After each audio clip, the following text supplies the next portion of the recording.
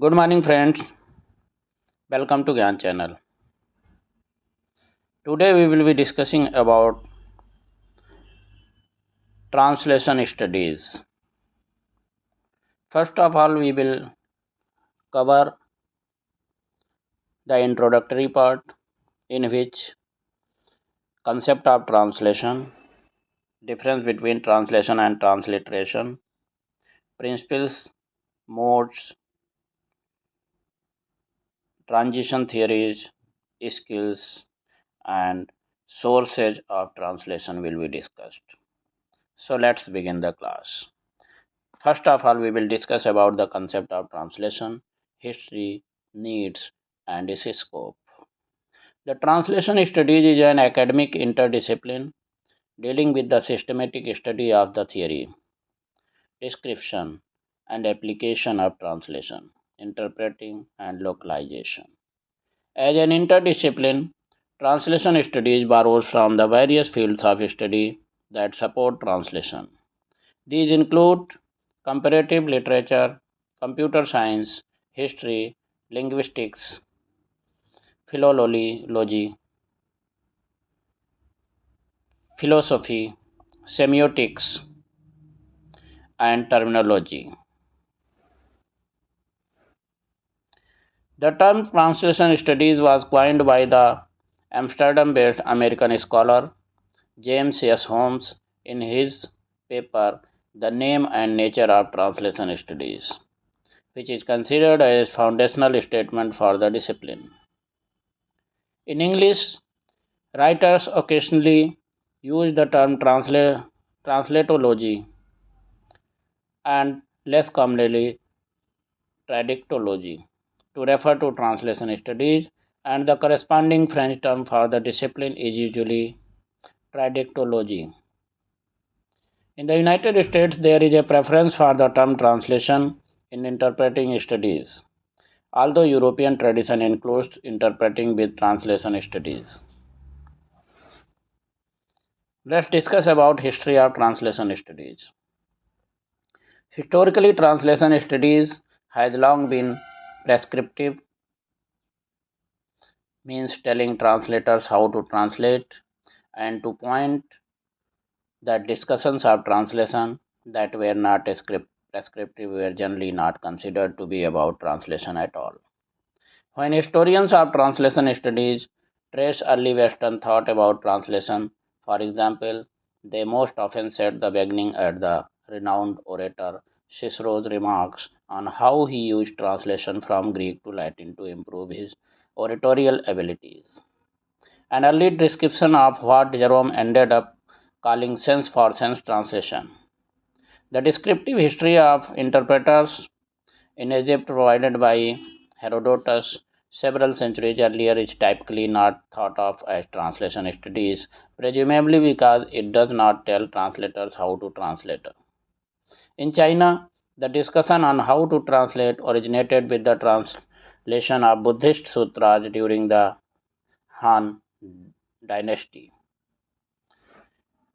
In 1958, at the Second Congress of Slavists in Moscow, the debate between linguistic and literary approaches to translation reached a point where it was proposed that the best thing might be to have a separate science that was able to study all forms of translation without being wholly within linguistic or wholly within literary studies.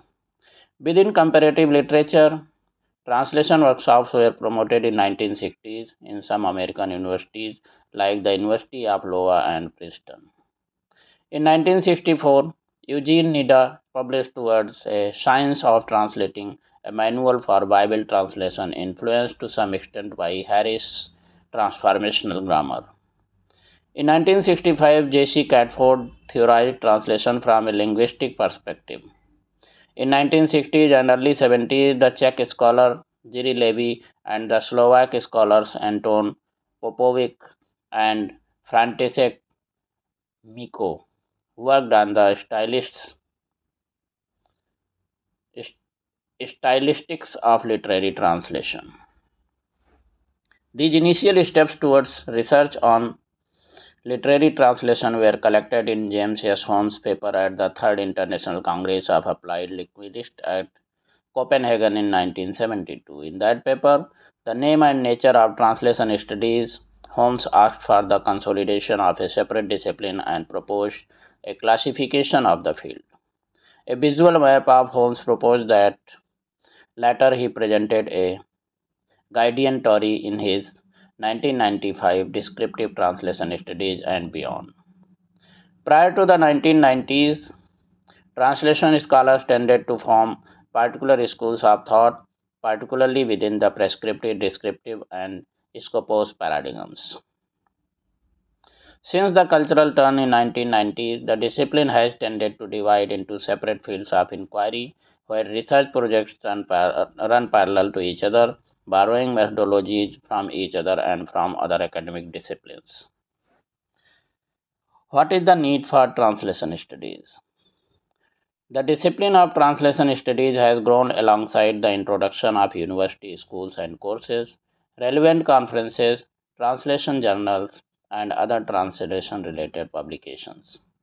The skills of translation are becoming ever more important and desirable as today's multicultural and multilingual society demands effective, efficient, and empathetic communication between languages and cultures. What is the scope of translation studies? The translation studies entails the systematic examination of translation both as an applied practice and also as a means of understanding the movement and transfer between diverse languages and cultures. Translation study deals with the practical experiences of the translator. It also explores from theoretical and methodological perspectives the history and philosophy of translation, as well as current trends in the field.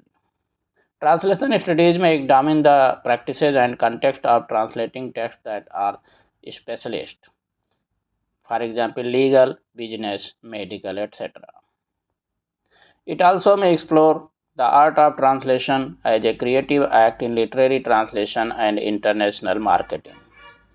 Translation studies may also explore how issues of culture, power, gender, ethics, medium affect the act of translating. The study of these enables students to apply their theoretical understanding to the approaches, techniques, and choices that are used daily as a practicing translator. The study of translation usually includes the analysis of key texts, enabling students to develop an awareness of the problems of understanding and interpretation. It also involves the development of the analytical, practical, evaluative, aesthetic, and expository skills required to address translation problems. Finally, it includes the development of research skills, practical translation skills, and the ability to develop strategies for managing complex linguistic and cultural transactions. Now let's discuss about the difference between translation and transliteration. Translation tells you the meaning of words in another language, but a transliteration doesn't tell you the meaning of the words. It helps you by only pronouncing them. Transliteration changes the letters from one alphabet or language into the corresponding similar sounding characters of another alphabet. Transliteration is a bit different from translation. While it is a translation strategy, it isn't exactly translation itself. Transliteration occurs when one takes the characters of one alphabet or a script and renders them into another. A simple example of this is the names. Think of renowned Russian author Fyodor Dostoevsky. Those who speak English wouldn't have a problem reading that name, but as he is Russian, his name is written in the Cyrillic alphabet. We haven't translated his name, but simply rendered it in a different way. What are the principles of translation? There are some general translation principles which are relevant to all types of translation. Firstly, accuracy. Accuracy of meaning. The translation should reflect accurately the meaning of the original text. Nothing should be arbitrarily added or removed, though occasionally part of the meaning can be transposed. Next is naturalness, means the form. Ordering the words and ideas in the translation should match the original as closely as possible. This is particularly important in translating legal documents, guarantees, contracts, etc. But differences in language structure often require changes in the form and order of words. When in doubt, underline in the original text the words as which the main stress falls. Next is register. Languages often differ greatly in their level of formality in the given context. For example, the business letter. To resolve these differences, the translator must distinguish between formal or fixed expressions and personal expressions in which the writer or speaker sets the tone. Next is source language influence. One of the most frequent criticism of translation is that it doesn't sound natural. This is because the translator's thoughts and choice of words are too strongly molded by the original text. A good way of shaking off the source language influence is to set the text aside and translate a few sentences aloud from memory. This will suggest natural patterns of thought in the first language, which may not come in mind when the eye is fixed on the source language context. Next is style and clarity. The translator should not change the style of the original, but if the text is sloppily written as full of tedious repetition, the translation may in the reader's sake correct the defects. Next is idioms. Idiomatic expressions are notoriously untranslatable. These include similes, metaphors, proverbs, and sayings, jargon, slang, and colloquialisms. If the expressions can't be directly translated, try any of the following. Firstly, retain the original word in inverted commas. Secondly, retain the original expression with the literal explanation in brackets, or use a close equivalent, or use an non-idiomatic or plain prose translation. The golden rule is if the idiom doesn't work in the source language, do not force it into translation. Now let's discuss about the modes of translation. Translation is the communication of the meaning of a source language by means of an equivalent target language. There are 8 modes of translation. First is word-to-word translation. The source language word order is preserved and the words translated by their most common meaning. Next is literal translation. The source language grammatical constructions are converted into their nearest target language equivalents, but the lexicals are again translated out of context. As pre-translation process, it indicates problems to be solved. Next is faithful translation. It attempts to reproduce the precise contextual meaning of the original within the constraints of the target language grammatical structure. It transfers cultural words and preserves the degree of grammatical and lexical deviation from source language norms. It attempts to be completely faithful to the intentions and the text realization of the source language writer. Next is semantic translation. It differs from faithful translation only in as far as it must take more account aesthetic value of the source language text, compromising on meaning where appropriate so that no assonance, wordplay, or repetition jars in the finished version. It does not rely on cultural equivalence and makes very small concessions to the leadership. While faithful translation is dogmatic, semantic translation is more flexible.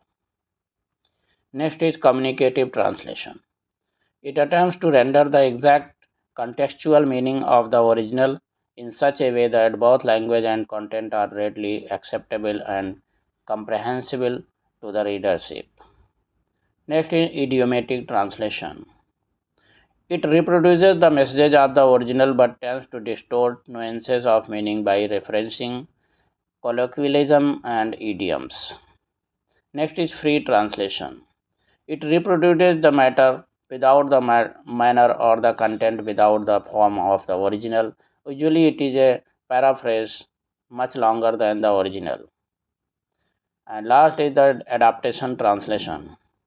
This is the freest of translation, mainly used to plays and poetry. Themes, characters, plots preserved, source language culture converted to target language culture, and text is rewritten. Now let's discuss about the various approaches, and they are also called translation theories. There are six main approaches within contemporary translation theory: the sociolinguistic approach, communicative approach, hermeneutic approach, linguistic approach, literary approach, and semiotic approach. So let's discuss about all of them one by one. Firstly, we will discuss about the sociolinguistic approach. According to the sociolinguistic approach of translation, the social context defines what is and is not translatable and what is or is not acceptable through selection, filtering, and even censorship. According to this perspective, a translation is inevitably the product of his or her society. Our own socio-cultural background is present in everything we translate. The approach is associated with the school of Tel Aviv and figures such as Annie Brissett, Evan Johar, and Gideon Torrey. Next is the communicative approach. The perspective is referred to as interpretive. Researchers like D. Sholkovich and Ian Lederer developed what they call the theory of sense, mainly based on the experience of conference interpreting. According to this perspective, meaning must be translated, not language. Language is nothing more than a vehicle for the message and can even be an obstacle to understanding.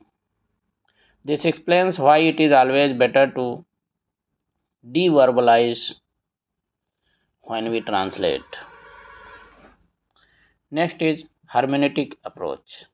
The hermeneutic approach is mainly based on the work of George Steiner, who believes that any human communication is a translation. In his book, After Babel, he explains that translation is not a science but an exact art. A true translator should be capable of becoming a writer in order to capture what the author of the original text means to say. Next is the linguistic approach. Linguists like Binay, Darbelet, Austin, Begelinet, and Maunin, interested in language text, structuralism, and pragmatics, also examine the process of translating.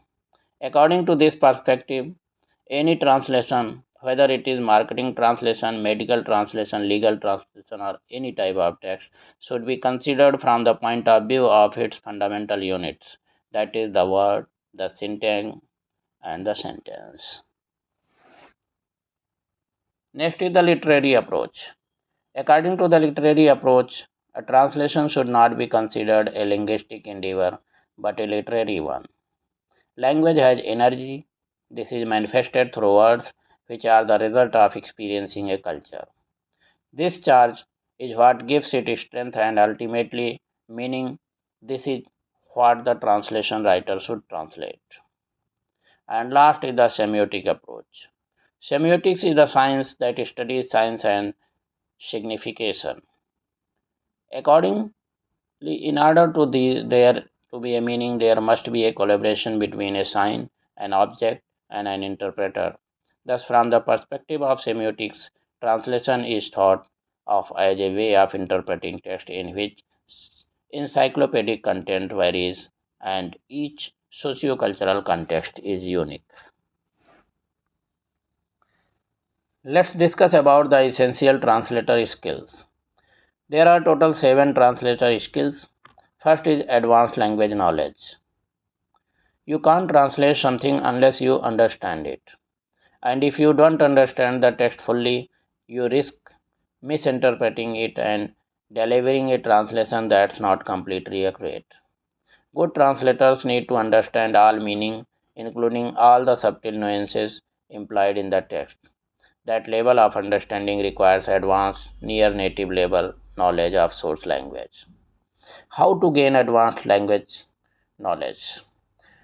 Firstly, study to a degree or other courses in your language, read widely, be an avid consumer of source language media, immerse yourself in the culture, visit source language countries regularly if you live elsewhere. Keep it up, language is constantly changing, so it's an ongoing process, not a target to reach. Then relax. Second is excellent writing skills. To be a good translator, you must be a very good and not merely adequate writer in your target language. You must have a way with words, the ability to write and flair, and you will likely need to do that across a variety of text styles, promotional and marketing, formal, legal, casual, technical, etc. To some extent, you either have excellent writing ability and expression or you don't. But it's also a skill you can hone and improve with experience and application. How to improve your translator writing skills? Take a writing course, collaborate with your peers, see how they translate things and the wording and expression they use. Read your translations aloud to pick up any unnatural phrasing and spend time refining and polishing your wording. Read widely, it will extend your vocabulary. Note down wording you come across that you really like and add it to your repertoire. Third is in depth cultural knowledge. Good translators have a deep understanding of both source and target cultures. That's general culture knowledge like value systems and how people view the world, and culture specific aspects like pastimes, customs, etc. You will often need cultural knowledge to grasp the significance or implication of text you are translating. Understanding the differences between your source and target language cultures will alert you to text that won't work well or will have reduced impact when translated. How to extend your cultural knowledge? Firstly, spend time in both target and source culture countries. Secondly, consume media in both languages, attend cultural events, research aspects of the culture you haven't personally experienced. Fourth is sound research skills. Translators are always researching things, wording, meanings, vocabulary, jargon, background information. The more efficiency you can do it, the better. How to refine your translation research skills? Firstly, learn the tricks of refining Google searches. See what your peers do. Find the bookmark your most useful reference source and ask an translator forums. Fifth is best practice translation and review process. Translation is mentally challenging and it's a dead easy for the old shortcoming to slip through. A little inaccuracy here, less than ideal wording there. That's why good translators stick like barnacles to proven translation process. You need it. How to improve your translation process? Do a translation course. Be disciplined. Don't rush your translation or be tempted to take shortcuts. Work with a colleague and peer review each other's work. Sixth is sound translation judgment. Good translators make consistently good translation decisions on vocabulary and structures to use, when to be more literal or freer, what and how much to research, etc. Much of this is instinctive, but with the right effort, any translator can markedly improve this basic skill. How to improve your translation judgment? Study translation. Choose a course that includes tons of translation practices with constructive tutor feedback. Collaborate with a colleague. Critique each other's work and learn from each other. Seek out a mentor, an accomplished translator writing to give feedback and help you on your translation skills. Self critique yourself, revisit earlier translations and see how you could improve them. Gain experience. Generally, the more you translate, the better you will get, especially if you are receiving constructive feedback. Seventh is computing and CAT skills. You will need to have good command of commonly used office programs, Word, Excel, PowerPoint, etc. And you should be an expert on your chosen trademark software. So, how to improve these skills? Take advantage of Microsoft training videos, especially those for Word. Watch online tutorials and YouTube how to's. Search for solutions to specific problems you have or areas where you are little weak. Do a course. Compare notes with your colleagues for TM productivity tips. Now let's discuss about the qualities of a translator. Firstly, attention to detail. Without this quality, translators won't consistently produce fully accurate, well worded translations. Secondly, good organization. Successful translators manage their time well, have good record keeping, and are efficient in what they do. Self motivation. The energy and discipline to do what you have to do and go the extra mile when you need to can only come from you. Fourth is dependability. Clients must be able to rely on you to respond promptly to communications and meet translation deadlines. Fifth is adaptability. The quality to take non-standard translation projects and unusual client requests in your stride, and to consider reviewer critics and suggestions with an open mind. Sixth is integrity. To play by the rules, maintain confidentiality, observe business and professional ethics, respect your client public supplier relationships. Seventh is curiosity. Translators who are naturally curious find all text interesting. So enjoy every translation project, and people who enjoy their work tend to do a better job. And lastly, the professional pride. The quality that will inspire you to always produce high quality work and present yourself in a professional manner. Now let's discuss about the sources of translation. Firstly, the primary source. A primary source is an eyewitness account of an event or data obtained through original statistical or scientific research. Some examples of primary sources are diaries, letters, speeches, autobiographies, photographs, official records, that is, government reports, transcripts, court records, death certificates, etc. Then contemporary news reports, newspapers, telecasts, radio addresses, etc. Eyewitness accounts, maps, charts. Next is diagrams, music, scores, sheet music, recording, etc. Interviews, images. Images they consist of photographs, paintings, films, etc. Next is statistics. Next is polls and public opinion data, and lastly laws, statutes, and hearings. And what are the secondary sources? A secondary source interprets and analyzes primary sources. These sources are one or more steps removed from the event. Secondary sources may include pictures of the quotes from primary sources in them. Some types of secondary sources include journal, magazine articles, textbooks, commentaries, and encyclopedias. In the strictest sense, translations are secondary sources unless the translation is provided by the author or issuing agency. Secondary sources are interpretations and analyses based on primary sources. For example, an autobiography is a primary source while a biography is a secondary source.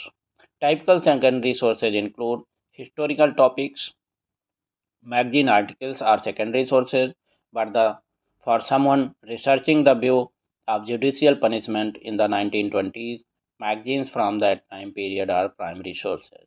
Indeed, any older publication such as those prior to the 20th century is very often automatically considered as primary source.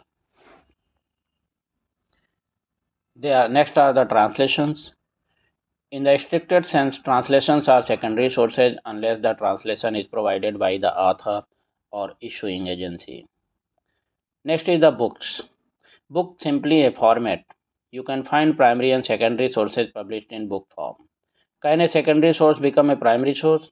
What about newspapers? Often secondary and primary sources are relative concepts. Typical secondary sources may be primary sources depending on the research topic. Newspapers may be either primary or secondary. Most articles in newspapers are secondary, but reporters may be considered as eyewitness to an event. Any topic in the media coverage of an event or phenomenon would treat newspapers as primary source. There are also many articles and types of articles in newspapers that they can often be considered both primary and secondary. Editorials in newspapers are also secondary sources because a lot of data is compiled and then only it comes out, so it cannot be a primary source. With this, we come to the end of today's discussion. Hope you enjoyed it and learned something new. Thank you. Have a very nice day.